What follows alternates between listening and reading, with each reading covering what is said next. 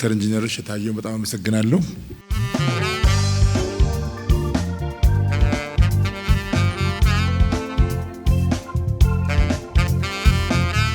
ኮሪደር ልማት ጠቅላላ አድርገን ስናየው ከተማ ማሳመር ወይ እንትን አይደለም።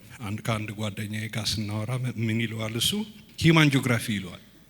ሂማን ጂኦግራፊ ልክ ሰው አፈር የሚኖርበትን አፈር ይመስላል እንደሚባለው የሰው ልጅም ከተማውን ነው የሚመስለው እና ከተማውን አሳመር ማለት አጠቃላይ የእድገት አመለካከት፣ ሴኩሪቲ፣ ንጽህና፣ መግባባት፣ ሶሻል ሩል ማለት ነውና በዛ ልክ ነው እኔ የማየው።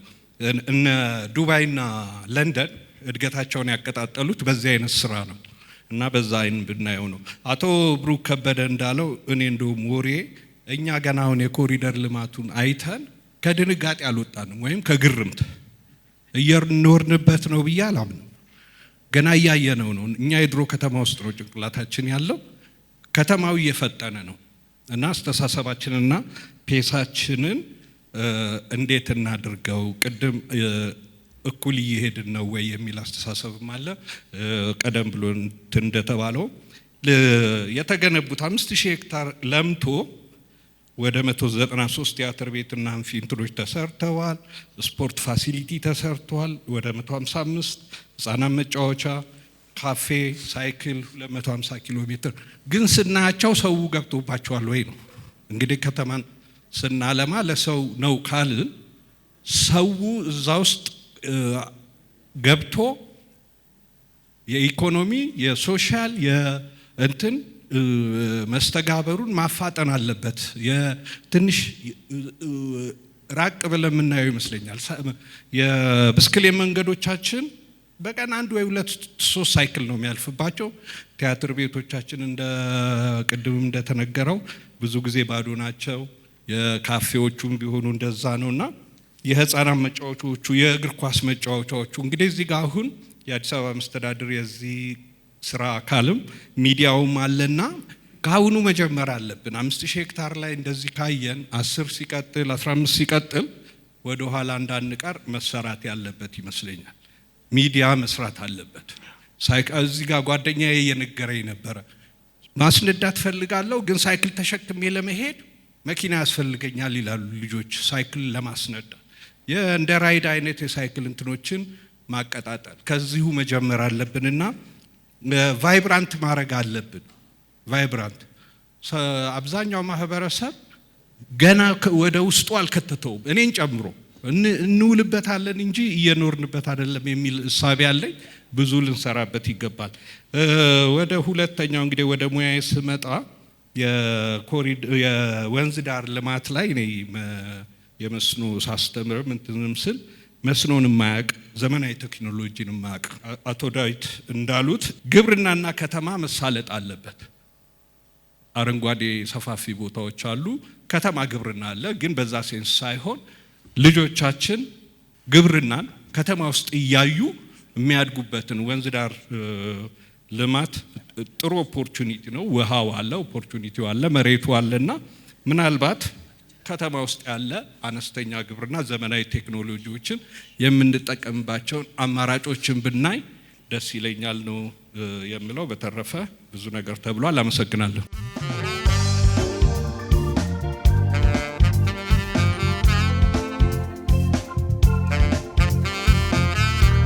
ኤንቢሲ አዲስ አበባ ከተማ ላይ እየተሰራ ስላለው ስራ አሁን ብቻ አይደለም።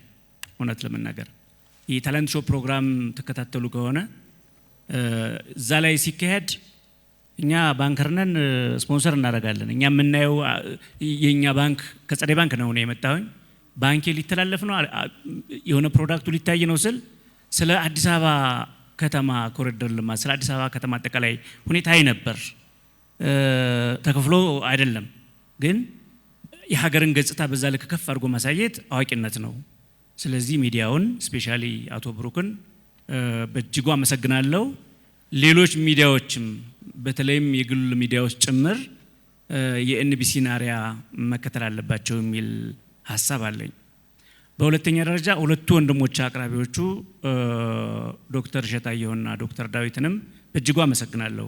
ከመነሻ እስከ መድረሻ ድረስ ያቀረባችሁት ጥናታዊ ጽሁፍ በእጅጉ የሚያስተምር ነው። ካለን ጊዜ አኳያ ብዙዎቹን ነገሮች በወፍ በረር ሄዱበት እንጂ ኢንዲፕስ ወደ ውስጥ ብንገባ በክሬዲት አወር ሊያሰጥ የሚችል ኮርስ ወስደናል የሚል ሀሳብ ነው ያለኝ።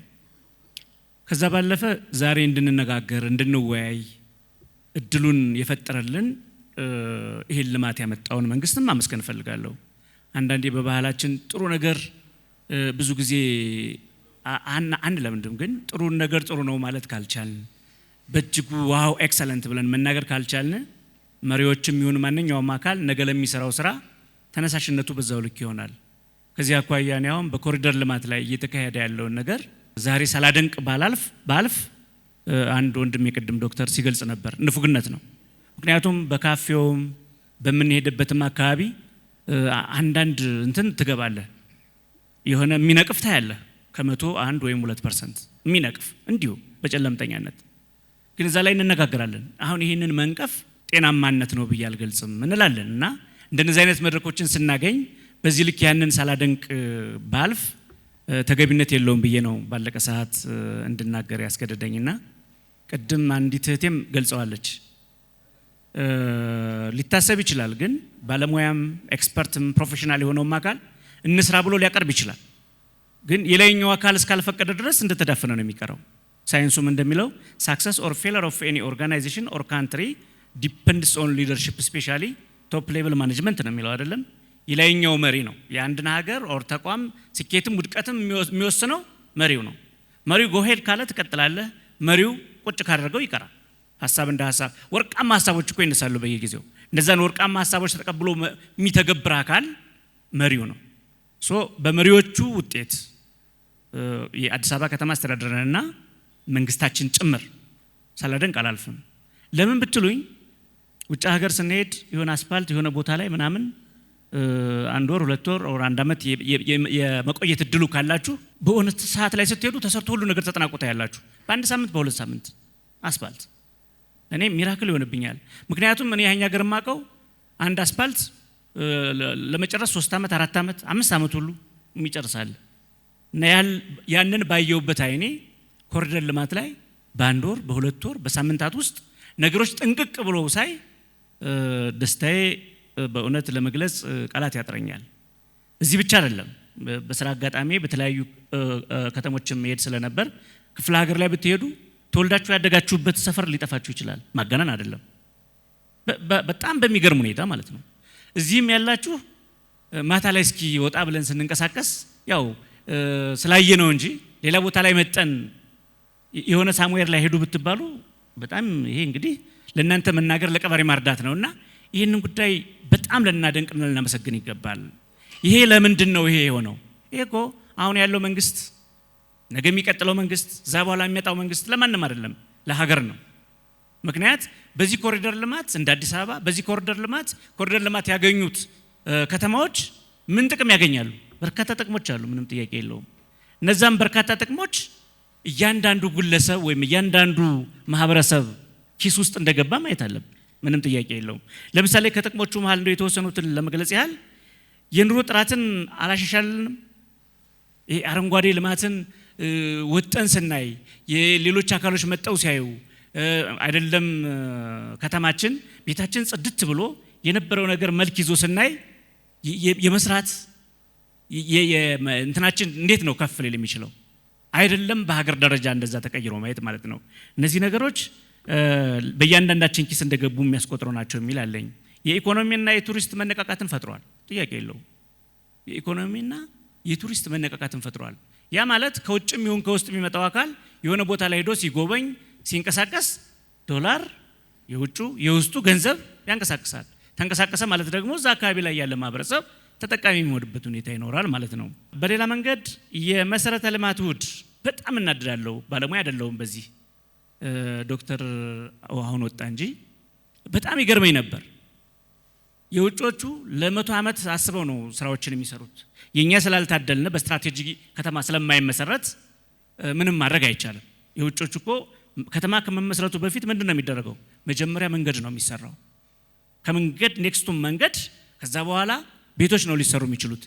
የኛ ግን አሁን ያለነው አካል የነበረውን ማስቀጠል ስለሆነ ግን ቢያንስ ስናስቀጥል መንገድ ሲሰራ መንገድ ከመብራት ኃይል ከቴሌ ከውሃ ከመሳሰሉት ጋር ኢንተግሬትድ አልነበረም። ብዙዎቻችሁ የቅርብ ጊዜ ትውስታ ነው። መብራት ለማስገባት ነው ቴሌ ለማስገባት መሀል አስፋልቱን ቆርጦት ይሄዳል። ውሃ ለማስገባት እንደዛው እና ሚስማች የሚያደርጉ አሰራሮች ነበሩ። ይህን አሁን በእውነቱ ባለሙያም ይሁን ማንኛውም አካል ጠፍቶት አይደለም፣ ግን ለምን ሆነ ብለህ ስትጠይቅ ተጠያቂነቱን በዛው ልክ ስላልነበረ ችግሮቹ ገዝፈው ይታያሉ። እነዚህን ችግሮች አስወግዷል። አሁን እንደነዚህ አይነት ነገሮች አሉ።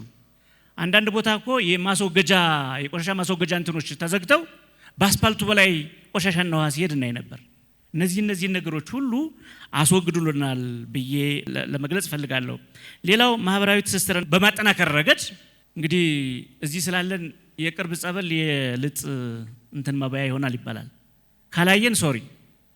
እኔ ባለችኝ ትርፍ ሰዓት ልጆችን ግሪን ኤሪያ ባሉበት አካባቢ፣ በፓርኪንጎች አካባቢ መዝናኛ አሉ የሚባሉትን ባለችኝ አቅም አሳያለሁ። በጣም በእውነት ያስደስታል ከማንም በላይ። እኔስ ክፍለ ሀገር ነው ተወልጄ ያደኩኝ። ልጆችን በተወሰነ መንገድ የክፍለ ሀገሩን የገጠሩን እንትን ያውቁታል። አዲስ አበባ ላይ ተወልዳችሁ ያደጋችሁ ሰዎች አንድነት ፓርክ ላይ ገብታችሁ ያሉትን እንስሳቶች በሙሉ አሳይታችኋቸዋል። ልጆች ከፊልምና በኤአይ በዘለለ እኮ ያውቋቸው። ይሄ ምንድነው ቢባሉ ልጆች እኮ በተጨባጭ ፊዚካሊ አያውቁም። ያንን ነገር ተፈጥሯል እኮ። አሁን እዛ ውስጥ ብትገቡ ኢትዮጵያ ላይ ያሉት እንስሳቶች፣ ኢትዮጵያ ላይ ያሉት ብርቅዬ አራዊቶች፣ በዓለም ደረጃም ላይ የሚገኙትን ገብቶ ማየት እኔ በዚህ ዙሪያ ላይ ለተሰራው ስራ ዝርዝር ያልዘልቀውም። ደስታዬን ግን መግለጽ ፈልጋለሁ። ይህንን ደስታ አጣጥመው ሊያስኬድ የሚችል ነገር ግን መጠቆም ፈልጋለሁ። አዲስ አበባ ከተማ ላይ አሁን በቃ አብርቶ ደስ ብሎ እናያለን አይደለ? ወደ ውስጥ ስንገባ ደግሞ እንትኖቹ መንገዶቹ ያን ያህል ናቸው። ምን ለማለት ፈልጌ ነው? ሰው በአጭር ጊዜ ውስጥ ወይም በአጭር ደቂቃዎች ውስጥ ተንቀሳቅሶ ከፈለገበት ቦታ ደርሶ ለመመለስ የዋናው የኮሪደር ልማቱ መንገድ ብቻ በቂ አይደለም ለአዲስ አበባ። በተለይ በወቅቱ ትክክል ሊሆን ይችላል።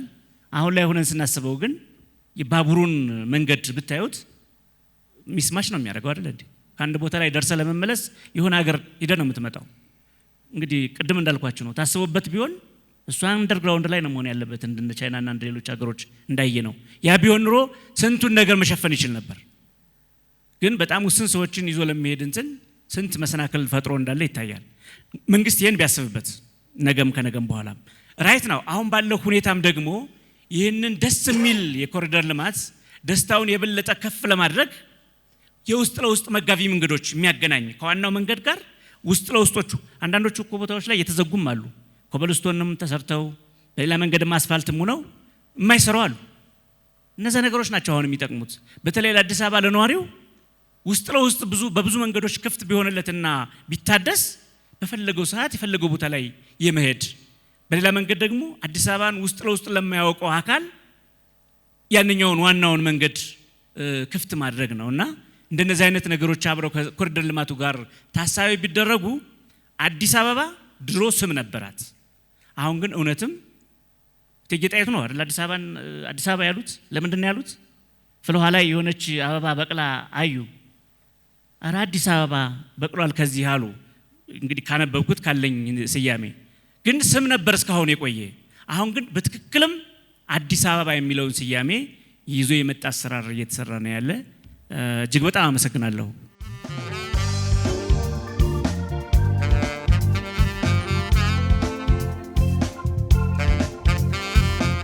ማንሳት የምፈልገው እንደ ጥያቄም እንደ አስተያየትም ያው ግንባታዎች አሉ፣ አዳዲስ ግንባታዎች የመኖሪያም የቢዝነስ ሴንተሮችም አፓርትመንቶችም እየተገነቡ ነው። ወለላቸው ረጃጅም የሆኑ ህንጻዎች ናቸው።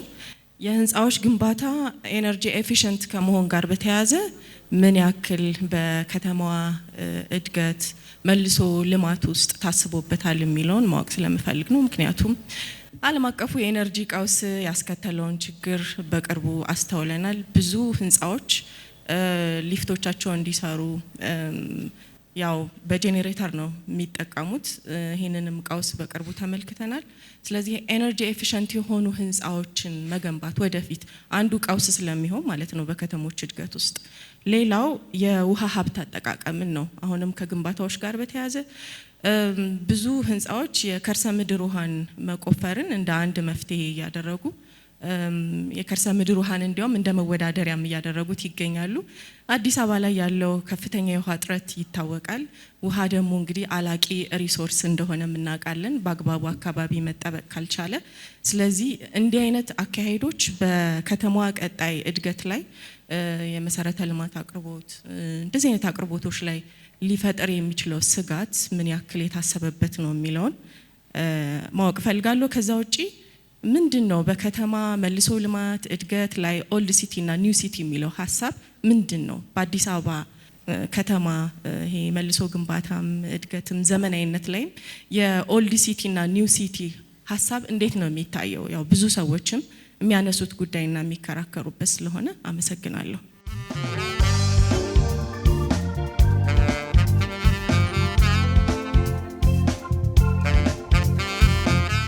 አዲስ አበባን በተለያየ ጊዜ የነበሩ መንግስታት ከመቆርቆሯ ጀምሮ እስካሁን ድረስ በየራሳቸው ሐሳቤ እንደነበራቸው አላማ ወይም እንደነበራቸው ግንዛቤ ሲመሯት ሪኒዋልንም ደግሞ ወይ ደግሞ ወደሳትን የከተማ ወደሳትንም በወቅቱ በነበረው አካሄድ ሲሰሩ ቆይተዋልና ዛሬ ላይ ደግሞ እነዚህ የነበሩትን ሐሳቢዎችንም ሂደቶችም ተገምግመው ለውይይት ቀርበዋል።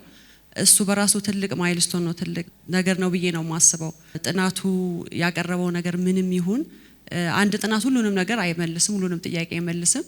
ወይም ሁለት ጥናት ግን በር ይከፍታል። ሌሎች ደግሞ ጥናቶችን ከተለያየ አኳያ አይተው እንዲነሱና ለሌሎች ከተሞችን መማሪያ እንዲሆኑ ጥሩ በር ከፋች ስለሆነ ከልቤ አጥጆቹን ላመሰግን እወዳለሁ።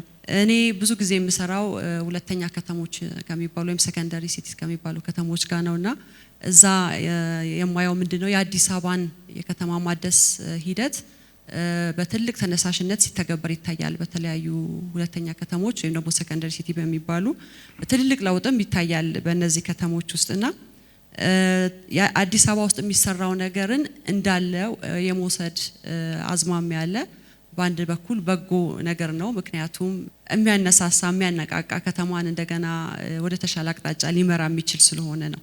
በሁለተኛ በኩል ግን ከተሞች የአዲስ አበባ የከተሜነት ፍላጎትና ወይ ደግሞ የከተማ ማደስ ፍላጎትና የሌሎች ከተሞች ሁሉ ጊዜ ተመሳሳይ ነው ማለት አይቻልምና እንደዚህ አይነት የተጠኑ ጥናቶች ሲኖሩ ለነዚህ ከተሞችም ጥሩ ግብዓት ይሆናሉ የራሳቸውን ከተማ ማደስ በተገቢ ሁኔታ ለመምራት። በተጨማሪም እንደዚህ አይነት ከተሞች ደግሞ ወደፊት ሪኒዋል የማያስፈልጋቸው እንዲሆኑ ካሁኑ ጀምሮ በፕላን የመመራት በጎ አጋጣሚ ያላቸውና ለሱም እሱንም ታሳቢ ማድረግ ይጠቅማል። ለዚህም ይጠቅማቸዋል እንዲህ አይነት ጥናት መደረጉ። ከዛ አኳያ በተጠኑ ጥናቶች ላይ ምናልባት እኔ የመጀመሪያው ላይ አምልጦ ሊሆን ይችላል፣ ሁለተኛው ላይ ግን ተካተው ከነበረና ካልቀረቡ ለማየት የፈለኩት አንደኛው ከተማን ማደስ እንግዲህ በጣም ውድ ስራ ነውና ብዙ መዋለ ንዋይ የሚፈስበት ስለሆነ የፋይናንሲንግ ሞዴሉ ምን ይመስላል ለሌሎች ከተሞችም መማሪያ ይሆን ዘንድ የፋይናንስ ሞዴሉ እንዴት ነው? ምክንያቱም አትራፊ መሆን አለበት። የፍሰት ሂደቱ ምንጩ የመሳሰለ ሁላ እነዚህ የኮንትራክቲንግ ሂደቱ እነዚህ ሁላ ጠቃሚ ምክሮች ናቸው ለከተሞችና ምናልባት ጥናቱ ውስጥ ተካቶ ከነበረ እሱ ቢገለጽ፣ ካልሆነ ደግሞ በቀጣይ ደግሞ ለሚደረጉ ጥናቶች ጥሩ መነሻ ሊሆናል ይችላል ብዬ አስባለሁ። ሁለተኛው ደግሞ ኢኮኖሚያዊ አዋጭነት ነው። ከፋይናንስ ሞዴል ጋር የተያዘው በከተማ ማደስ ወቅት የሚዘረጉ እንግዲህ መሰረተ ልማቶች እነሱም እድሳት ይፈልጋሉ። በሆነ ጊዜ ሜንቴን መደረግ አለባቸው፣ ለአገልግሎቱ ላይ ዝግጁ መሆን አለባቸው። በተጨማሪም እንግዲህ ከተማው በሪኒዋል ላይ ያወጣውን ወጪ እንደገና መልሶ ካፕቸር ማድረግ አለበት። ብዙ ጊዜ ላንድ ቫልዩ ካፕቸር በሚባል አሰራር በሌላም በተለያየ በፕሮፐርቲ ታክስ በመሳሰለው ካፕቸር እንደሚያደርግ ይታወቃል። ግን በአዲስ አበባ የከተማ ማደስ ሞዴል አዋጭነት ላይ የተሰራ ጥናት ካለ ቀደም ብሎ ጠቋሚ የሆኑ ምልክቶችና በምን መልኩ ሲያንን ማሻሻል ይችላል የሚባል ምንም አይነት እሳቤም ካለ እንደ ሞዴል የተቀመጠ ወይ ደግሞ ጥናቱ ይሄን የዳሰሰውን ነገር ካለ ለመጠየቅ እፈልጋለሁ። ሶስተኛው ነገር ላነሳ የፈለኩት ጥያቄ ነው።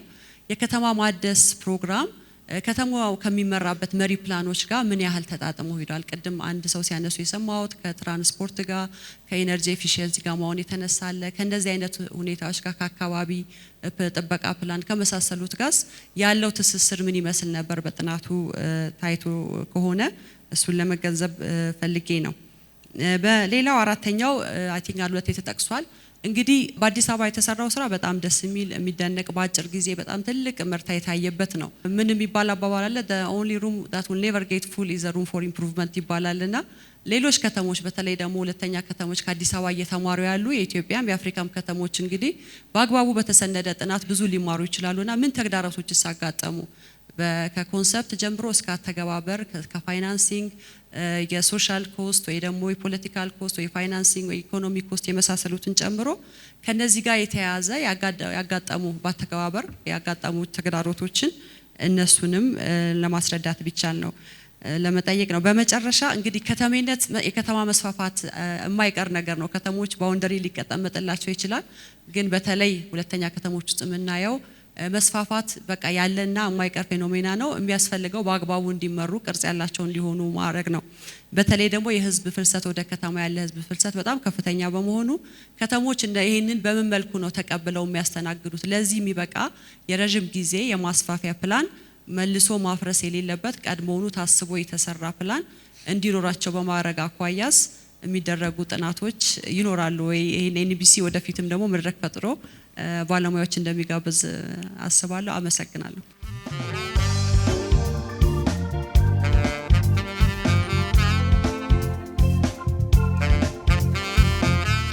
ሪቨርሳይድ ፕሮጀክት አንደኛው ትልቁ ነው የሚገርመኝ ነገር ኢቭን ማወቅ የምፈልገው አለ እንዴ ሌሎች ከተሞች ላይ የምናየው ወንዞች ቅድሚያውኑ ስትራክቸር ውስጥ ገብተው ነው የሚሰሩት።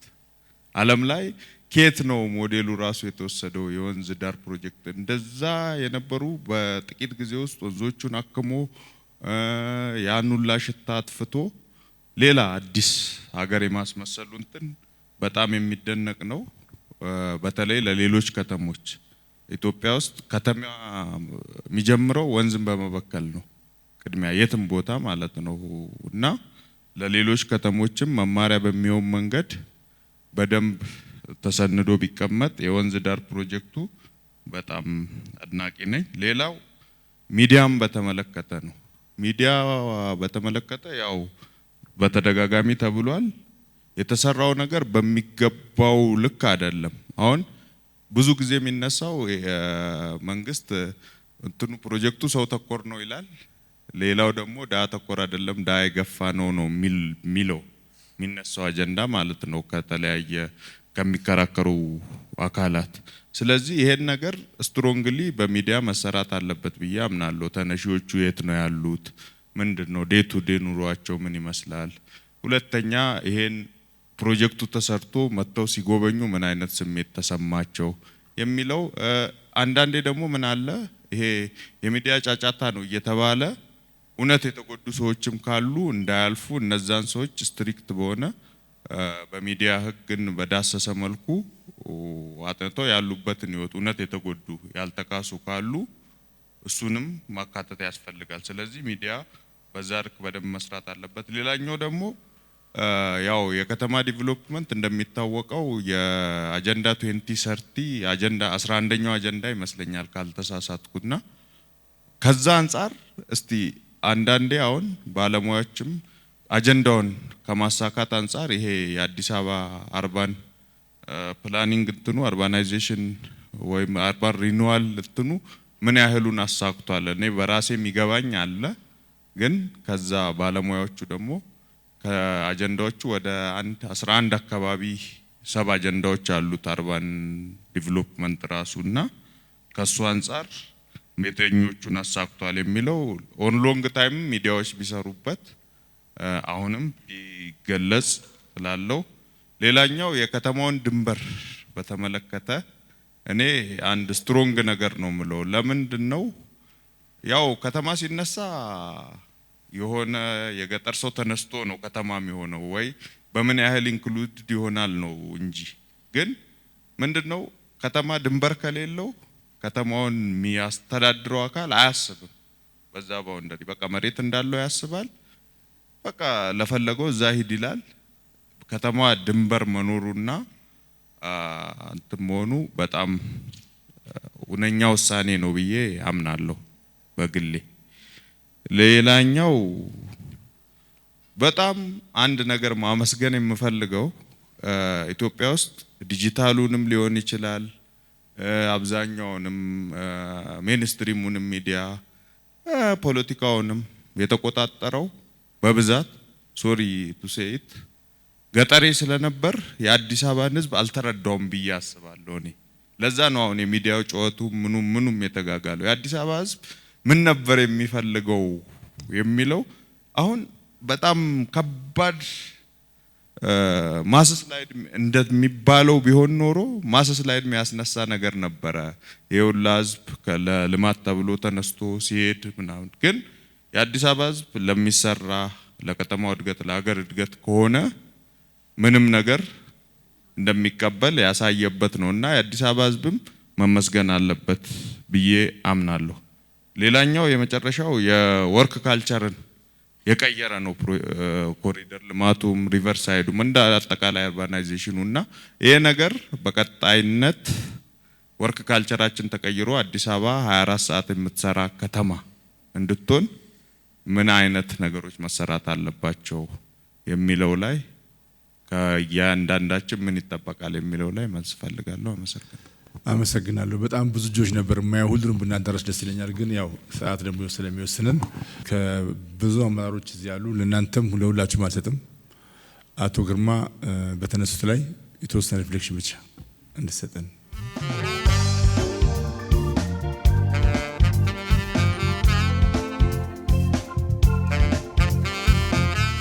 እሺ አመሰግናለሁ። ከፕላን ልጀምርላችሁ። እንደውም ያለውንም የኮሙኒኬሽን ክፍተት በዚሁ መረዳት ይቻላል። ቅድም መግቢያው ላይ ከኮምፓስ የመጡት ሰው ጥናቱን አጥንተው ለካቢኔ ያቀርበውልን ነበር። ያው ዩዥዋሊ የሚወራው እንትን ዝም ብሎ የሆነ ድንገት የሆነ ሰው አስቦት ከዛ በኋላ በቃ ግቡበትና ቆፍሩ ምናምን የተባለ ተደርጎ ነው የሚወራው።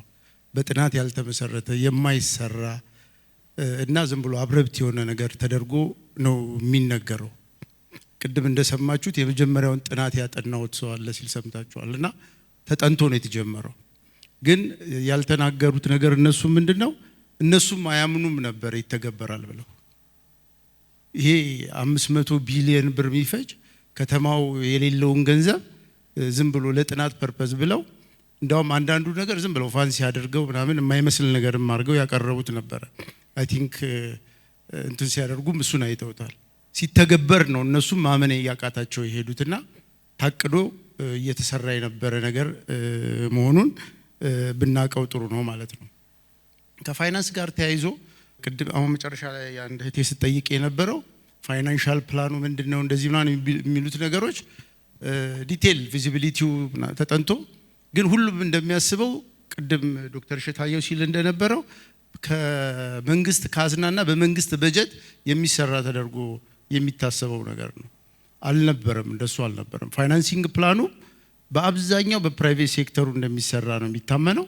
ግን መንግስት የፋሲሊቴሽኑና ዋናዋና የመሰረተ ልማት በተለይ ደግሞ መሰረተ ልማቶቹ የሚቀናጁበትን ሁኔታ መስራት ነበረ ትልቁ ሮል የነበረው የመንግስት ማለት ነው። እንደ አንድ መረጃ ለምሳሌ በመንግስት እና የግል አጋርነት በወንዝ ዳር ብቻ በሰራናቸው ስራዎች ከ1.3 ትሪሊየን በላይ ወጪ ተደርጎበታል። የአዲስ አበባ በጀት 350 ቢሊዮን ብር ነው። ስለዚህ የአዲስ አበባ በጀት 350 ቢሊዮን ብር ሆኖ በኮሪደር ልማቱ ግን በወንዝ ዳር ብቻ 1.3 ትሪሊየን የሚሆን ፈሰስ ተደርጎበታል። ይህ የፕራይቬት ፐብሊክ ፓርትነርሺፕ በስፖንሰርሺፕ ተደርገው የተሰሩ ስራዎች ናቸው ማለት ነው። ስለዚህ ገንዘቡ ከየት መጣ የሚለውንም እንትን ስናየው የህብረተሰቡ በተለይ የባለ ሀብቱ ተሳትፎ በጣም ትልቅ ድርሻ የነበረው እንደነበረ እንረዳለን። ሌላው በጣም ኢንትረስቲንግ የሆነው ነገር በቀጥታም ባያገኙት እንደዚህ የሚባለው ነገር እኔ ራሴ በዚህ ፕሮሰስ ውስጥ ቅድም ዶክተር ዳዊትም ሲያነሳው ነበረ የአዲስ አበባ ከቦጎታ ጋር ነው የምትመሳሰለው በጂኦግራፊክ እንትኗና ዲሞክራሲ ኦፍ ስፔስ የሚባል ነገር አለ። ዲሞክራሲ ኦፍ ስፔስ ማለት አሁን አራዳ አካባቢ ወይም ካዛንቺስ አካባቢ የተፈጠሩት ግሪን ኤሪያዎች ሁሉም ዜጋ እኩል በፐር ካፒታል ያገኘው የሚችል የሚጠቀምበት ቦታ ማለት ነው። ዎኪንግ ስፔስ እንደዛ አይነት አድቫንቴጅ ያላቸው ናቸው። ለምሳሌ አግሪድ የሆነው በአርበን ዴቨሎፕመንት እዚህ ውስጥ ብዙ ባለሙያዎች አላችሁ። ባቡር ለመስራት ወይም የመኪና መንገድ ለመስራት በሚደረግበት ጊዜ ዲሞክራት ብትሆን ሪፐብሊካን ወይም ኢዜማን ብትሆን ብልጽግና ብዙ አከራከረ። የእግረኛ መንገድ ግን እንዴት ቤት ፈርሶ ለእግረኛ መንገድ ይሰራል የሚል ግን ሁሉ ጊዜ አጀንዳ የሚሆንበት ነው። ያልተለመደም ነገር ነው። አሁን ከሚሰሩት መንገዶች በላይ 80% የሚሆነው በእግሩ የሚሄድበት ሀገር ውስጥ ብዙ የእግረኛ መንገዶችና የሞቢሊቲ አክሰስ የፈጠረ ነውና ይሄ ዲሞክራሲ ኦፍ ስፔስ የሚለውን ኮንሴፕት በደንብ አድርጎ ያሳየ የኮሪደር አክቹአሊ የኮሪደር ልማት ነው ስሙ ሲጀመር እንጂ ቶታሊ አርበን ትራንስፎርሜሽን ነው የአርበን እንትኑ እየተሰራ ያለው ማለት ነው። ሌላው የተነሳው ጥያቄ ከዲሞክራሲ ስፔስ ጋር እኔ ኢኮኖሚስት ስለሆንኩኝ ኢንካም ኢኳሊቲ የሚባለው ነገር የበለጠ ይህንን ኢኳሊቲ የሚያመጣ የዲሞክራሲ ኦፍ ስፔስ ኮንሰፕት አዲስ ኮንሰፕት ሆኖ በከተማው በእንትን ውስጥም እየተደረገ ያለ ነው። ምናልባትም ቻሌንጅ እየሆነ የመጣው እሱ ነው ብዬ ነው የማምነው። ከበጀት ጋር ተያይዞ የተነሳው አንዱ ቅድም ፍጥነት አለው፣ ጥራት አለው። ከዛ በኋላ ደግሞ ዋጋውስ እንዴት ነው የሚለውን ነገር ዶክተር ሸታየው በደንብ አድርጎ አድሬስ አድርጎታል። እኔ ግን በአንደኛው ሳይድ ብናገር ደስ ይለኛል። ኮንቬንሽናል በሆኑ ኮንትራክት አድሚኒስትሬሽኖች ለምሳሌ የ1 ቢሊዮን ብር ፕሮጀክት ለአንድ ኮንትራክተር ቢሰጥ 300 ሚሊዮን ብር አድቫንስ ይሰጠዋል። ከዛ ያንን አድቫንስ ይወስድና ራይት ኦፍ ምናምን እያለ ታይም ዲሌይ ይፈጥርና ሳይሰራው ግን ገንዘብ ወስዶ ጭቅጭቅ ውስጥ ነበር የምንገባው። በኮሪደር እንደዚህ አይነት ነገር የለም። በመጀመሪያ ደረጃ አድቫንስ የሚባል ነገር አይሰጥም። ሁለተኛ በታይሙ ካልጨረሰ ለቆ ይወጣል እንጂ ገንዘቤን አምጡ ምናምን የሚባል የማይሆን ሊቲጌሽን ውስጥ አይገቡ። ስለዚህ ከቁርጥ ዋጋ በላይ ኮንትራቱ አድሚኒስተር የተደረገበት ዌይ ለኮሪደር ልማቱ ትልቅ ሳክሰስ የነበረ ነው ብለን መውሰድ እንችላለን። ከሱ ጋር ተያይዞ የተነሳው ኮምፐንሴሽንን በሚመለከት ቅድም ዶክተር ሸታየው በደንብ አድርጎ አድሬስ አድርጎታል። አንድ ነገር ግን አለ። ጉዳት የደረሰባቸው የሉም ወይ ከተባለ አሉ። ለምሳሌ ጉዳት የደረሰባቸው መሬት አጥረው ኮንቴምፕሌት የሚያደርጉ ሰዎች አሁን ይሄ መሬት 100 ሚሊዮን ያወጣል በሚቀጥለው 150 ሚሊዮን ያወጣል ብሎ ዋጋ እየጨመሩ ሲያንቋልጡ የነበሩ ሰዎች እነሱ ተጎድተዋል። በከተማ ውስጥ የመሬት ዋጋ መረጋጋትን ያመጣው ኮሪደር ነው። ምክንያቱም ባዶ መሬት ከሆነና ከተገኘ ፓርኪንግ ይሁን ይባላል፣ ፓብሊክ ስፔስ ይሁን ይባላል፣ ግሪን ቦታ ይሁን ይባላል። ዝም ብሎ ድሮ በነበረው የገበያ ዋጋ ግን 500 ሚሊዮን ብር ሊሆን ይችላል። ወይም እንደምትሰሙት ኖርማል ነው 100 ሚሊዮን ብር 200 ሚሊዮን ብር ማለት። ለዚህ ሰው የሚሰጠው ኮምፐንሴሽን በገንዘብ 500 ሚሊዮን ነው ወይ አይደለም። 9 ሚሊዮን ሊሆን ይችላል የሚሰጠው፣ 10 ሚሊዮን ሊሆን ይችላል የሚሰጠው። ይሄ ሰውዬ ተጎድቷል ብለን ካሰብን ሪል ተርም ምንም አላደረገም። ቁጥር ነበር እንትን ሲያደርግ የነበረው፣ የመሬት ዋጋ ሲያንር ነበር የነበረው። ይሄ ኢፌክቱ እያንዳንዱ ድሃ ኪስ የሚገባ ነው፣ የመሬት ዋጋን በማናር ማለት ነው። እንደዚህ አይነት ሰዎች ተጎድተዋል። ሌላ የተጎዳ ሰው የለም ወይ ካላችሁኝ አለ። መብራት ስለበራ ወንጀል ሲቀንስ ወንጀለኞች ሌቦች ይጎዳሉ። ጉዳት ብለን የምንላቸው እነዚህን ካልሆነ ቅድም ሸታየውም ኮስተር ብሎ የመለሰው የተፈናቀሉ ሰዎች የሚላለ እኔ አይ ቤት ዩ የተፈናቀለ ሰው ብለን የምንለው ስህተት አልተሰራም ሂር ኤንድ ዜር ማለት አይቻልም። ግን የተፈናቀለ የሚባል ሰው ግን የለም። አንድ ቦታ ላይ የተፈናቀለው ድህነት ነው ብዬ ስል በጣም ተንጫጩ። ይሄ የድህነት ፍቅራችን ካዛንቺስ ወይም አራዳ አካባቢ ሆነን እምንሰማው የነበረው ይሄ ኦዲዩሩ ራሱ ይለያል። ሽታው ውስጡ በሚኖሩት ይሄ ሚቴን ጋስ የሚመነጨው በየእንትኑ የነበረውና አሁን ያለው አየር ልዩነት አለ። ባለሙያዎች የዚህን የአየር እንትን የነበረ ዳታ ካላቸው አሁን ቢለኩት አካባቢው የተቀየረበትን ሁኔታ ሊያውቁት ይችላሉ። በወንዝ ዳር ያለው ነገር ወንዝ ዳር ገና ያልተሻገርነው ችግር ነው። ወንዙን ዳርና ዳር አጸዳን፣ መሃሉ ከድሮ ይሻላል ነው እንጂ ስቲል ብዙ ነገር ይቀረናል። ሶ ይሄንን አብረን በጋራ የምንሻገረው ካልሆነ በስተቀር ብዙ የቤት ስራ ያለበት ነው። ጅምሩ ግን በጣም ጥሩ ነው ብለን ነው ልንወስደው የምንችለው ማለት ነው። ቅድም ከኮሙኒኬሽን ጋር ጀምሬ የነበረው እኔ የመንግስት ኃላፊዎች ይሄን ነገር በሚናገሩበት ጊዜ በደንብ ኮሙኒኬት አድርገዋል ምናምን ቢባል ማንም የሚሰማ የለም። ግን ሁሉም ፐብሊክ ኮሙኒኬተር መሆን አለበት። ሻይ ማድረግ የለብንም። አሁን እኔ እዚህ ቤት ውስጥ ብዙ ኔጌቲቭ ወርድስ አልሰማሁኝም። ከኮሪደር ጋር ደስ የሚል ነገር የሰማሁት እንደውም ገና እኛ የምንኖረው የድሮ አሮጌ ከተማ ውስጥ ነው። አሁን አዲሱ ገና አልለመድነውም አላወቅነውም የሚለው ነው ጥሩ እንትን ያለውና ምንድነው ማድረግ ያለብን? ብዙዎቻችን ደፍረን ኮሙኒኬት ማድረግ አለብን። ጥቅሙ የተጎዳ ሰው ካለ ሳንፈራ እገሌ ተጎድቷል ብለን ያ ሰው እንዳይጎዳ ማድረግ አለብን። ለምሳሌ በመጀመሪያው ኮሪደር ላይ እንደዚህ አይነት ችግሮች ነበሩ። በችኮላ በጥድፊያ አንዳንድ ሰዎች ምናምን ወይም ከታች ሲፈጸም የነበሩብን ችግሮች አሉ። በሁለተኛ ኮሪደር ግን እንደ መመሪያ የተደረገው አንድ ሰው ከቦታው ሲነሳ ምትክ ቦታ ኮምፐንሴሽን የኪራይ የሚገባውን ነገር ሳያገኝ ከቦታው አይነሳም ተብሎ ተወስኖ በዛ መሰረት ነው የተፈጸመው። ግን ይሄ በሚፈጸምበት ጊዜ ውስጥ የሚንጠባጠቡ ነገሮች ይኖራሉ። እነዚህን እኔ ሚዲያዎች በግልጽ አውጥተው ተናግረውት አካውንታቢሊቲ እንዲሰፍን ቢያግዙ ጥሩ ነው ብዬ አምናለሁ። መረጃ ይዘው ቢመጡ ይሄንን ነገር በደንብ ተደርጎ አድሬስ ሊደረግ የሚችል ነገር ነው ብዬ ነው ማስበው። በያስኩበት ኦርደር ዝም ብዬ ለመሄድ ሙዚየምን በሚመለከት የተነሱ ነገሮች አሉ። አይ ቲንክ የወንዝ ዳርን ፕሮጀክት በተመለከተ ሙዚየም ተሰርቷል። እዛ ሙዚየም ውስጥ የአርኪቴክቸራል እንትኑን መጨመር ይቻላል። ምን ያህል ስፔስ እንደሚፈልግ አላቅም እንጂ እዛ ቦታ ላይ ይሄንን በተለይ ከከተማው ሪኒዋል ጋር የተያያዙት እንትኖች እዛ ሙዚየም ውስጥ የፎቶግራፍ ምናምን ስላለው እዛ ማስገባት ይችላል። ጋንዲ ሆስፒታል ፊት ለፊት ያለው ትልቁ ቤት ለዛ ፐርፐዝ ዴዲኬትድ የተደረገ ስለሆነ ማለት ነው። ሌላው አሁን መጨረሻ ላይ ሲናገር የነበረው ወንድሜ የአዲስ አበባ ህዝብ ለልማት ተባባሪ ነው ምናምን የሚለው ነገር ኮሪደር አንድ ያመጣልን አንድ ትልቅ ነገር ብለን የምናምነው ስልጡን ከተሜዎችን እያየን ነው። ድሮ ህዝቡ እንደዚህ ነው አልሰለጠንም እንደዚህ የምንለው ነገር ነበረ። አንድ ሌላም ሰው ሲናገር ሰምቻለሁ። በብረት እኮ ነበር የሚታጠረው አረንጓዴ ቦታ ሰርተን። አሁን ማንም ሰው አይነካው። በቃ ምንም መሻገር የለም ወይ መሻገሪያ ቦታ ጠብቆ ነው ሰው የሚሻገረው። እነ ትልልቅ ኢቨንቶች የሚከናወኑበት ከተማ ነው ይሄ። ያ ሁሉ ነገር በሚሆንበት ጊዜ እነዚህ ፐብሊክ ዩቲሊቲስ ግሪን ኤሪያስ ይሄ ነው የሚባል ጉዳት ሳይደርስባቸው የሚወጡበት ነው። ይሄ ሲሪየስ የሆነ ከተሜነትና ስልጡንነት ነው። ይሄንን ቢልድ እያደረግን እያስተማርን መሄድ አለብን። እዚህ ላይ ብዙ ስራ መስራት ይጠበቅብናል። ግን ነዋሪዎቻችን ግን የከተማ ነዋሪዎቻችን በደንብ ሪሴፕቲቭ እንደሆነ ብስክሌት መንገድ ላይ የሚሄድ ሰው ካያችሁ አዲስ መጤ ነው።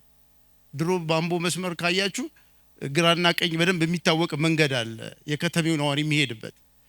በዛኛው በኩል የሚሄድ ሰው ካገኘ በቃ መጤ እንደሆነ ያስታውቃል።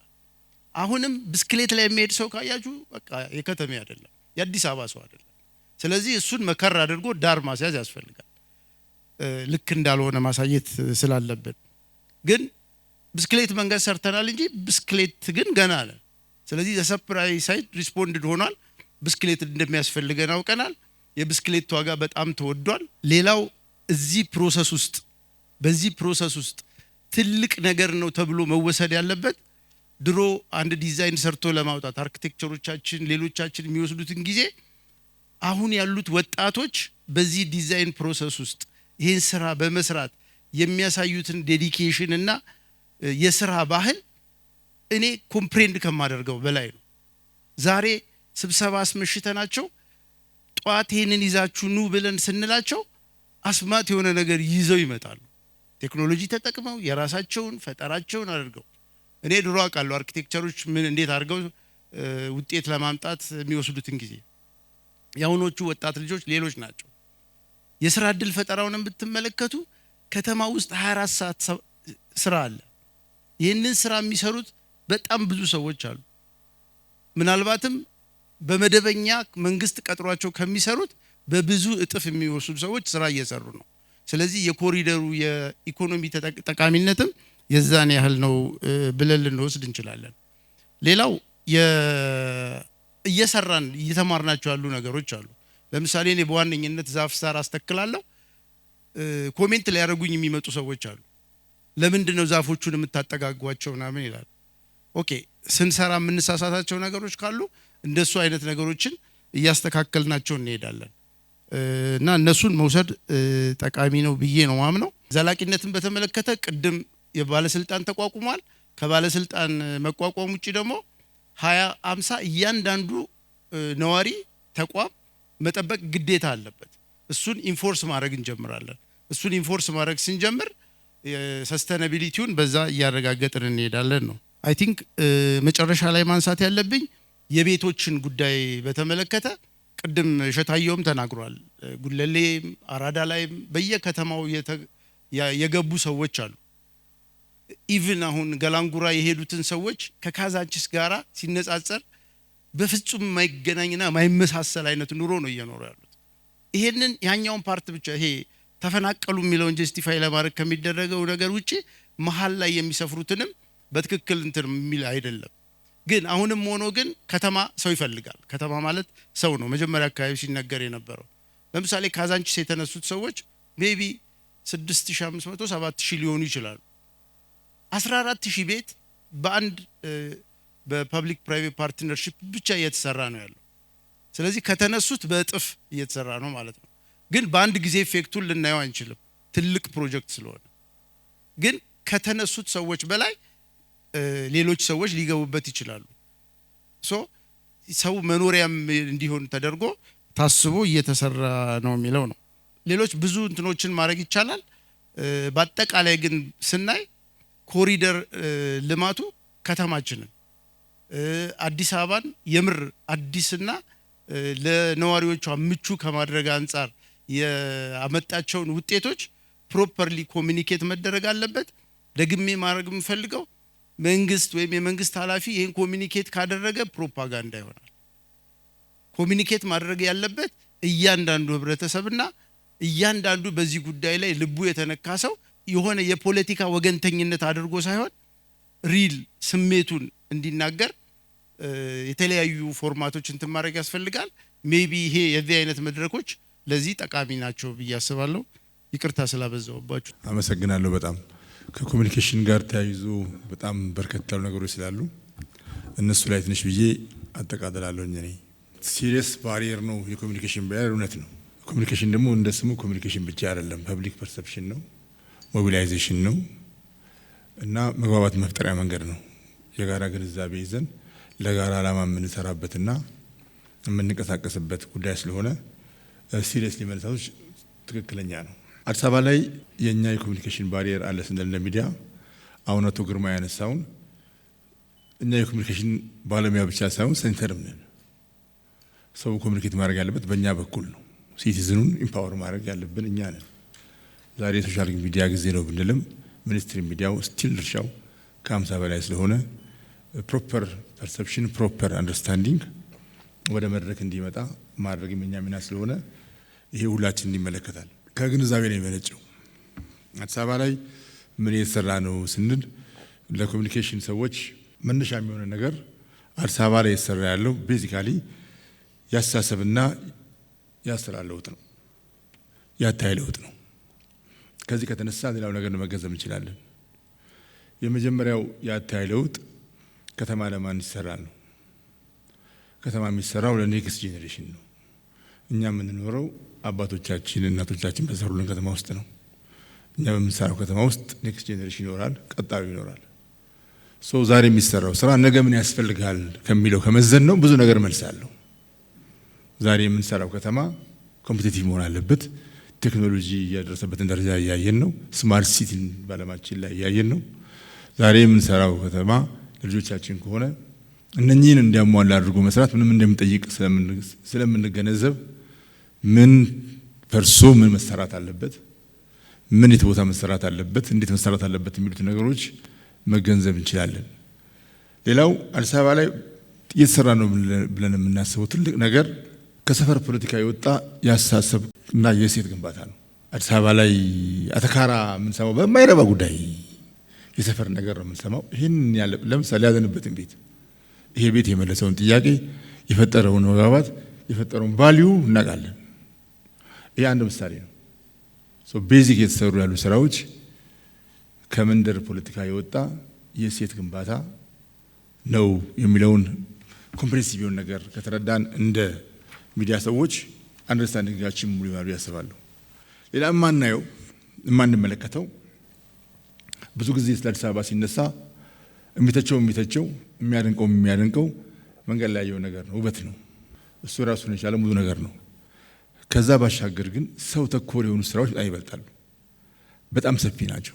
ነዋሪውን በስፋት የተመለከቱ ጉስቋላ ሰፈሮችን ወደ ምቹ የመኖሪያ አካባቢ የመቀየር ስራ ቤዚካሊ ዜጋ ተኮር ነው።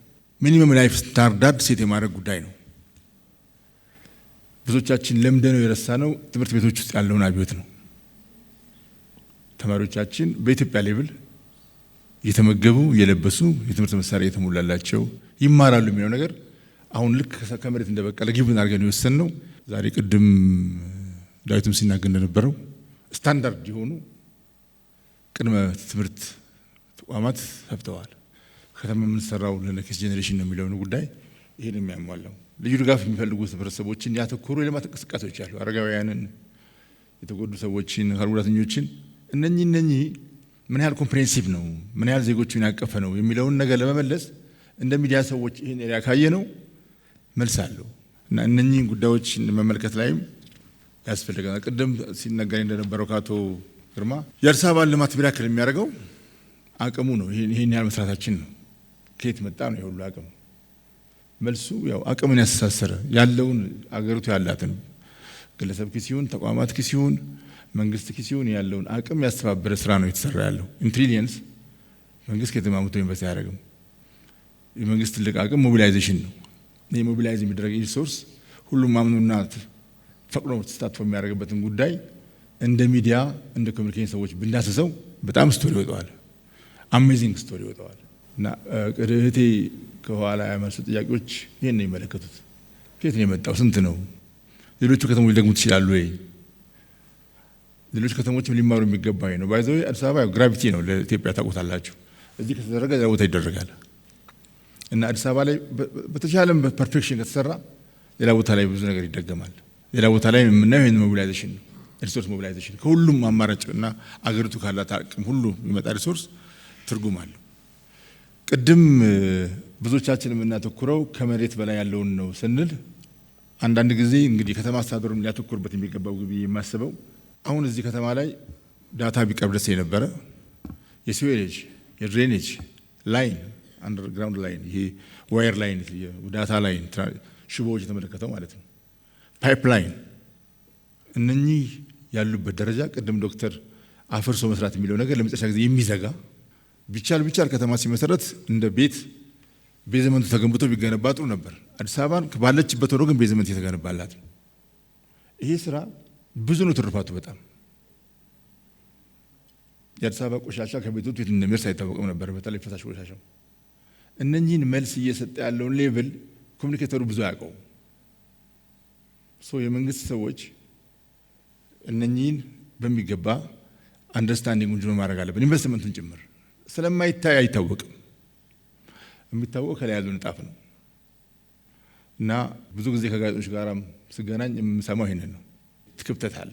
ሌላ እኛ ጋር ያለው ክፍተት አርበን ኦፕን ስፔስን ፕሮፐርሊ ያለ መገንዘብ ነው። ፐብሊክ ኦፕን ስፔስ የከተማ ክፍት ቦታዎች ወይ ደግሞ የከተማ የጋራ መገልገያዎች የሚባሉት ጉዳዮች የመጀመሪያ የፍትሃዊነት መረጋገጫ ናቸው። ግለሰቦች በሀብት መጠናቸው ሊያገኟቸው የሚችሉት ግቢያቸው ሊሰሩት የሚችሉት ወይ ደግሞ ትልቅ ሆቴሎች ሄደው ሊያገኟቸው የሚችሏቸውን አክሰሶች ፐብሊኩ እንዲያገኝ ማድረግ ነው። ከዚህ ከፔdestrian ባሻገር ማለት ነው። ፓርኮቹ፣ መጫወቻዎቹ፣ ፋውንቴኖቹ፣ የወንዝ ዳር ልማቶቹ ሁሉም ዜጋ አክሰስ የሚያደርጋቸው ሁሉም ዜጋ ስታንዳርድ የሆነ ላይፍ ኤክስፒሪየንስ ማድረግ የሚችልባቸው ቦታዎች ናቸው። እንደዚህ እንገልጻቸዋለን ነው እኛ ዜጋውም እንዲህ እንዲገለገልባቸው እናደርጋለን ነው እናስታውቃለን የሚለው ነገር ሲሪየስ ነው። የተወሰነ ጊዜ ኮሪያ ነበርኩና ላይፍ ስታይሉ አፍተር ኦል ወንዝ ዳር ነው። ትልቅ ወንዝ አላቸው። በጠቅላላ ዙሪያ የለማ ነው። ሰርጉም፣ ድግሱም፣ ልደቱም እንግዳ ሲመጣ መቀበያውን ቦታ እሱ ነው። ዛሬ አንድ ክፍል ቤት የሚኖር ሰው ልጁን ልደት ማክበር ብዙ አይቸገርም፣ ብዙ መክፈልም የለበትም። እና እነኚህ ነገሮች የፍትሃዊነት ምንጭ መሆናቸው ማመላከት የሚዲያው ፋንታ ነው። ኤንድ ሰው ፕሮፐርሊ እንዲገለገልባቸው ማድረግም ፕላዛዎቻችን ቀደም ሲል የኪነ ጥበብ ሰዎች ጋር ስናወራ የረፍት ጊዜ ማሳለፊያ የኪነ ጥበብ ቦታ በብቃት የለም አልተገነባም የሚሉ ሮሮች ነበሩ። አሁን አንድ ፕላዛ አንድ ወር አንድ ኢቨንት ሳይከናወንበት ያሳልፋል። የኪነ ጥበብ ሰዎች ማሰብ አለብን። ይህንን ከመጠን በላይ ተገንብቶብናል ብለን ማማር እንችላለን፣ ግን ቢያንስ የተወሰነውን መጠቀም እዚህ ጋር ከተማ አስተዳደሩም ከኪነ ጥበብ ሰዎች ጋር ያለውን ኢንጌጅመንት ከዚህ በላይ ቢያደርግ፣ በተለይ ቀን እየተኛን ሌሊት የምንነሳ ምንጽፍ ሰዎች ከተማውን ቀን ስለማናቀው ሌሊት ስንነሳ የምንጽፈው የቃዠነውን ነው ማለት ነው። አም ሶሪ ቱ ሴይ እኔ ብዙ ሰዎች ስለማቅ ነው፣ ጓደኞችም ናቸው። ያው ግማሽ ፓርቲ ወደ እነሱ ይሄዳል። ቀን ይተኛል፣ ሌሊት የሚጽፍ ሰው ምን ኤክስፒሪየንስ ያደርጋል? ደራሲ የህብረተሰብ አካል ነው፣ ህይወት ነው። እና ደፈር መናገር የምችለው ኪነ ጥበብ ሰዎቻችን ቀን ከተማችን ኤክስፒሪየንስ እንዲያደርጉ፣ ገጣሚዎቻችን፣ ዜማ ሰዎቻችን ሪል ላይፉን ኤክስፒሪየንስ እንዲያደርጉ ማድረግ አለባቸው። ቀስቅሳችሁም ቢሆን ይህንን ማድረግ አለብን። ሪል ላይፉን ካየ ሰው ሪል ላይፉን ኤክስፕሬስ ማድረግ አይቸገርም። አለበለዚያ ግን እንዳልኩት ያው የጨለማ ነገር ነው ተመልሶ ኤክስፕሬስ የሚደረገውና ይሄን ደግሞ ፕራክቲካሊ እያየነው ነው። ይህን ለውጥ የሚያመጣ የኪነ ጥበብ እንቅስቃሴ ያስፈልገናል። የመጀመሪያው መነሸጥ ግን የሚያስፈልገው ከኪነ ጥበብ ሰዎች ነው። ውበትን የምናደንቅ በውበት የምንሸጥ እኛ ነን። የከተማ ጽዳት፣ የከተማ ኮሬክትድ የሆነ አሬንጅመንት በጣም ኢምፕረስ የሚያደርገው እኛን ነው። የምንገጥም ሰዎችን ነው፣ ዜማ ምንድር ሰዎችን ነው፣ ቲያትር ምንጽፍ ሰዎችን ነው። እና ሪል ኤክስፖዠር ኖሮን እሱ ላይ መጻፍ ግን የሚዲያ ሰዎችም እንደዚህ አይነት የጥበብ ስራዎችን ጊዜ መስጠት ያስፈልገናል። ብዙ ጊዜ የማዝንበት ጉዳይ በጣም ብዙ ሰዓት የምናሳልፍባቸው የሀገራችን ሲትኮሞች እሴቶቻችንን በሚገባ የሚንዱ በሚገባ ታስቦባቸው እስኪመስል ድረስ ማለት ነው። በጭራሽ ከተማውን የማያውቁ አንድ ሬዲሜድ ክፍል ውስጥ የሚሰሩ ናቸው። እነኚህ በ500 ሺህ በ600 ሺህ ደረጃ ስፖንሰር ይደረጋሉ። አም ሶሪ የቤተሰብ ትስስርን የሚበጣጥስ አምቻና ጋብቻን ቦታ የሚነሳ ሙያን የሚያራክስ ጋዜጠኝነትን የሚያራክስ ባልን የሚያራክስ አምቻን የሚያራክስ ሲትኮም በግማሽ ሚሊዮን ደረጃ ስፖንሰርሺፕ አለው። እኛም እሱ ስር ተደቅነን እንቆያለን። እንደ ዶክተር ቢራራ ያላችሁ ባንከሮችም ቢያንስ የከተማችን ጉዳይ ያገባናል፣ የህብረተሰባችን ጉዳይ ያገባናል የምትሉ አቅም ያላችሁ ስፖንሰሮችም ስፖንሰር የምናደርገው ነገር ምን ያህል ሶሻሊ ቫሉየብል ነው፣ ምን ያህል ከተማችንና ሰው ነዋሪዎቿን ወደፊት ያራምዳል የሚለውን ነገር እንዲያገናዘበ ቢሆንም ተገቢ ነው ብዬ አስባለሁ። በዚህ አጋጣሚ ለተንፍሰው ብዬ ነው፣ ብዙ ጊዜ የሚያብሰለሰለኝ ጉዳይ ስለሆነ። ቀደም ሲል የተነገረው የቀዳማዊ ልጅነት ጉዳይ ብዙ አፍሪካ ሀገሮች ላይ የማናውቀው አዲስ ኤክስፒሪየንስ ነው። ባይዘው በየተቋማቱ ነርሰሪዎች ተደራጅተው ለኔክስት ጄኔሬሽን ነው ከተማ የምንገነባው የሚለውን ነገር ሪያላይዝ የሚያደርጉ እንቅስቃሴዎችንም ፕሮፐርሊ ጠጋ ብለን ብናይ ለእኛ ኢምፕረስድ መሆንም ፕሮፐርሊ ኤክስፕሌን ለማድረግም ያግዛል ብዬ አስባለሁ። መጨረሻ ላይ ሃውሲንግን በተመለከተ በጣም ጥሩ ኤክስፕላኔሽን ነው የሰማ ነው ከዶክተር ሸታየው። ቤት ንብረት መሆኑ ቀርቶ ሰርቪስ እንዲሆን ከተማ በቀስታዶ የባንነበት ደረጃ ለብዙዎች ተስፋ ሰጪ ነው። ለብዙዎች ባለፈው ጊዜ የኮንዶሚኒየም 97 ላይ ፍልስፍናው ሚዲያ ውስጥ ነበርኩ አስታውሰዋለሁ። ሀብትን ማከፋፈል፣ የስራ ዕድል መፍጠር ነበሩ ቀዳሚዎቹ ዓላማዎች። በኮንዶሚኒየም የሚከፋፈል ሀብት ይኖራል፣ ፌርነስ ነው። ግን ስንት ሰው በዛ ኢንቨስትመንት ግን ከፍሎ የሚኖሩን ሰው ብዙ ማፍራት ይቻላል። ከዛ ደግሞ ብዙ መስራት ይቻላል። ዛሬ እኛ ስራ ለመቅጠር እንቸገራለን። ከክፍለ ሀገር የመጣ ሰው አዲስ አበባ ለመኖር የለም ቤት። አፍተር ኦል ብዙ ጊዜ የምናገረው ነው ሃውስ ፎር ሬንት ንግድ ቢሮአችሁን ቼክ ብታደርጉ ፖርትፎሊዮ ያለው አይመስለኝም። ቤት ሰርቶ ማከራየት የሚባል የንግድ ዘርፍ መኖሩን እጠራጠራለሁ አሁን ካልተፈጠረ በስተቀር።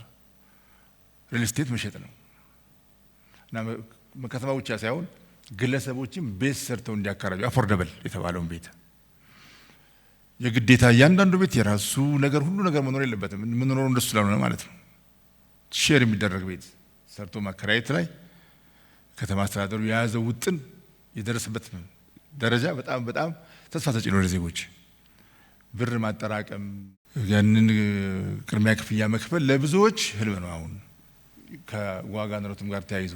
ነገር ግን አንድ ሰው ግራጁዌት እንዳደረገ ስራ ሲገባ ነገ የምከፍለው ተከራይቼ የምኖርበት ቤት አገኛለሁ ተስፋ ማድረግ መሰረታዊ ነው። የከተማዋ ማነቆ ችግርም ስለሆነ ቤት ብቻ አይደለም፣ ሁሉ ጊዜ እንደሚነገረው የብዙ ችግሮች መሰብሰቢያም ነው። የብዙ ችግሮች መፍቻ ነው። ዊዛውት ቤት ቤተሰብ የለም።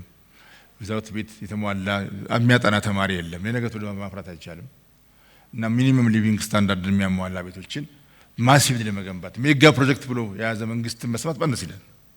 ከዚህ በኋላ ቤት ህዳሴ ነው፣ ኔክስት ህዳሴ ቤት ነው ብሎ ከተማ አስተዳደሩ የሚያዘበት ሌብል እኛ ይህንን ፕሮፐርሊ ኮሚኒኬት ብናደርግ ባይዞ በጣም ተስፋ ያለው ዜጋ እንፈጥራለን። በስፋት በጣም ተስፋ ያለው ዜጋ። ለብዙ ሰው ቤት ላይ ተስፋ የለውም። 20 ዓመት ከፍሎ ቤት ያላገኘ ሁኔታ ነው ተስፋ ይኖረዋል። ሌላ 20 ዓመት መቆጠብን ሳያስብ ነገ የሚሰራውን ቤት ተከራይቼ ይኖራል ብሎ የሚያስብ ዜጋ መፍጠር ፕሮዳክቲቭ ያደርጋል። ነገን መስራት የሚለውም ይህም ስለሚያካትት በዚህ ደረጃ እኛም ኮሚኒኬት ማድረግ አለብን። ቀርበን ከጠየቅን እንደምንችል ይሄ መድረክ ጥሩ ማሳያ ነው። ከከተማ አስተዳደሩ ጋር ጠየቅነው እናንተ ሰዎች ባሉበት ሰው መጥቶ እስቲ ይነጋገር፣ ፊት ለፊት ጋፕ ካለ የሚነገር መልሱ። እናንተም ፒስ ባይ ፒስ ከምትናገሩ ኮምፕሬሲቭ ነገር አቅርቡና በአንድ ተች ነው ያገኘነው። እናንተ ብላችሁ ነው የተባለው። ስለዚህ ሚዲያዎች እዚህ ጋር የለም ማለት ነው፣ ፊት የለም። እኛ ኢኒሼቲቭን ከወሰድን ብዙ ነገር መስራት እንችላለን። ሌላው በጣም ኢንስፓይሪንግ ነገር ብዙ ጊዜ ሲነሳ የነበረው መልሶ ማልማት የሚባለው ነገር እዛው ጋር መልሶ ማስፈር መሆን አለበት የሚል በብዙ ጊዜ የአዲስ አበባ ልማት እንቅስቃሴዎች የሚነሳ ጉዳይ ነው። በቀደም ጭርተር አካባቢ ያለውን ነገር ለማልማት ከከንቲባው የሰማነው ብስራት በጣም በጣም ተስፋ ሰጪ ነው። ሰፊ ኤሪያዎችን መልሶ አልምቶ የተወሰኑ ቦታ እዛው ላይ ማስፈሩ መሄድ አሁን እውነት እናውራ ከተባለን ሁሉም የአዲስ አበባ ነዋሪ መልሶ ማልማት ያለባቸው ቦታዎች ላይ ያለ ሰው መቼ ነው እኛ ጋር ይመጣው ያለ ነው። ይሄ እውነት ነው። እንደው ሉንታ ካልያዘው በስተቀር ሰው ሁሉም የሚለው ነው። እንደዚህ ብሎ የሚያስብ ሰው እዛው ነው የምትሰፍረው የሚለው ብስራት ሲጨመርለት ደግሞ ምን ያህል የጉዳዩ ተሳታፊ እንደሚሆን መገንዘብ ቀላል ነው። እና የተነገሩት ወርዲንጎችም ትርጉም አላቸው። ወርዲንግም የኮሚኒኬሽን ጣጣ ነውና እኛው የምናረመው ጉዳይ ነው ብዬ አስባለሁ። አክባሪ ስትል በጣም አመሰግናለሁ ስለመጣችሁ።